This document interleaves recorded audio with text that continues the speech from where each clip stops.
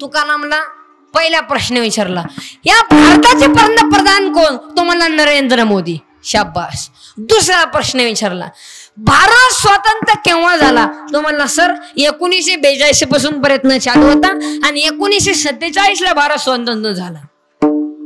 तिसरा प्रश्न विचारला, माणूस चंद्रावर राहू शकतो का? तो म्हणला सर अजून काही शक्य झालं नाही, माणूस चंद्रावरती गेलेले आहे, पण राहू शकते का यांचं काही सांगता येत नाही, पण शास्त्रज्ञानाचा शोध चालू आहे, अजून काही शक्य झालं नाही. तुकाराम पास झाला. मग आता तुकारामने सकारामला प्रश्न उत्तर सांगून टाकले. मग आता मास्तरने सकारामला बोलवलं. कोणाला? सकारामला पहिला प्रश्न विचारला, तुझं नाव काय? तो म्हणला नरेंद्र मोदी. गुरुजी म्हणले, गुरुजींनी सांभाळून घेतलं, बुवा ते हे गल्लीतलं असेल आणि ते मोदी ते दिल्लीतला असेल, असू शकतं. दुसरा प्रश्न विचारला, तुझा जन्म केव्हा झाला? तो म्हणला सर बघा 1942 पासून प्रयत्न चालू होता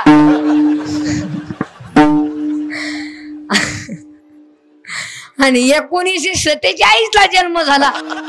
मास्टरला तर चक्कर झाली. म्हणला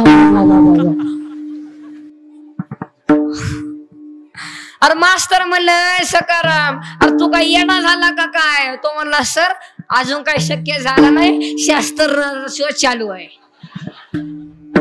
विधान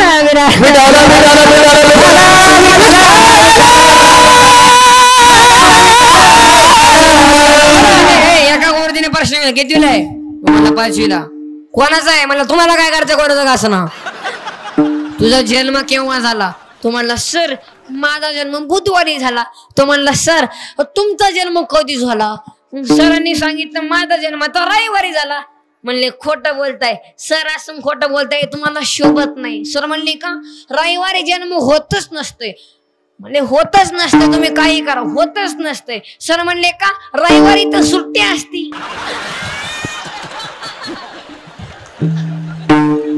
आता उद्या रविवारी. जन्माचं सुट्टीचं काही नसतं. सर म्हणले चुप बस, लय बोलू नको नाहीतर कमराचा बेल्टच काढून मारील. तो म्हणला सर बेल्ट काढून तुम्ही मला मारू शकत नाही. सर म्हणले का? बेल्ट काढल्यावर तुमची पॅन्टच घालणार आहे म्हणले आता खाली. मानव मायना मंडळ आज सोमेश्वर महाराजां पुढे एकच मागा. काय मागा?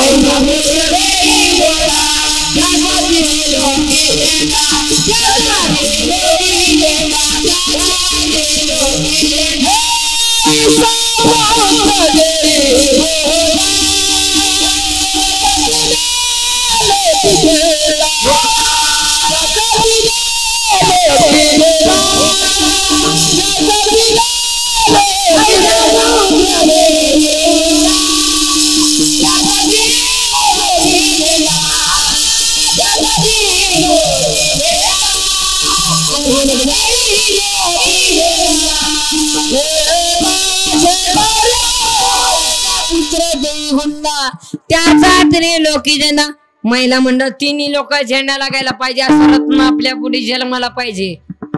ही चित्र पोरं असतात. एक माझ्या जवळ आले म्हणले महाराज रावणाला तोंड किती? मी म्हणलं 10. हा मग एका अंगावर कशा झोपत असेल? माझी अक्कल खलास झाली. मी म्हणलं आता हनुमंतरायला विचारायला लागला मारुतीला, इथं हनुमंतरायचं मंदिर आहे का? सरपंच साहेब कुठे गेले? कुठे आहेत?